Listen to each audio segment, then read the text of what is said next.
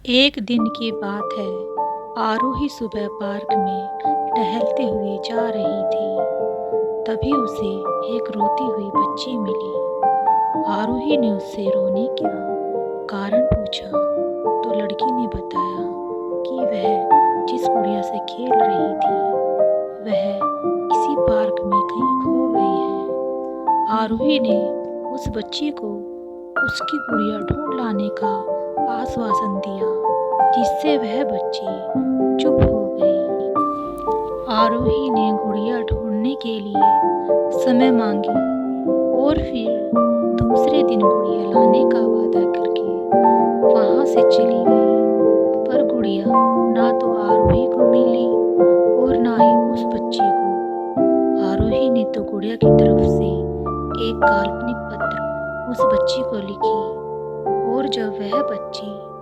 Park में गुड़िया पाने की आशा में आई तो आरोही ने वह पत्र उस बच्ची को पढ़कर सुनाया।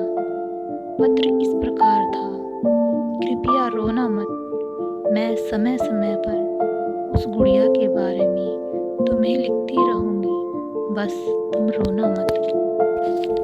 अब आरोही रोज उस खोई हुई गुड़िया की तरफ से काल्पनिक पत्र लिखने लगी और लगभग रोज ही उस बच्ची को पढ़कर सुनाती, जो कि यात्रा का काल्पनिक वर्णन हुआ करता था। आरोही ने इस काल्पनिक लेकिन रोचक वर्णन ने उस बच्ची को रोने नहीं दिया। वह खुशी खुशी अपनी गुड़िया की घुमक्कड़ी के किस्से सुनाने लगी। अब वह खुश रहने लगी। एक दिन जब काफी कहानियां हो गई तो आरोही ने एक दूसरे गुड़िया उस बच्ची को लाकर दी। जाहिर है वह गुड़िया बदल गई थी। उस बच्ची को अपनी खोई हुई पुरानी गुड़िया जैसे नहीं लगी तो वह आरोही की ओर देखने लगी। आरोही अनजान बनते हुए गुड़िया में चिपकी एक चिट्ठी को निकाल कर पढ़ने लगी। उसमें लिखा हुआ था: यह मैं ही हूँ, तुम्हारी वाली गुड़िया जो पार्क में खो गई थी।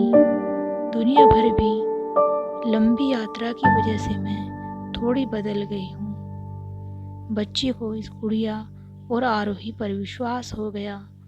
वह गुड़िया लेकर चली गई। वर्षों बाद जब वह बच्ची बड़ी हो गई तो एक दिन वह अपनी अलमारी में कुछ ढूंढ रही थी तो उसका ध्यान उसी गुड़िया पर गया जो आरोही ने उसे दी थी। बचपन की बातें याद करके वह हंसने लगी। उसे सब समझ आ गया, सब समझ आ चुका था कि आरोही ने कैसे उसका मन रखा। उसे उस गुड़िया पर फिर प्यार आने लगा।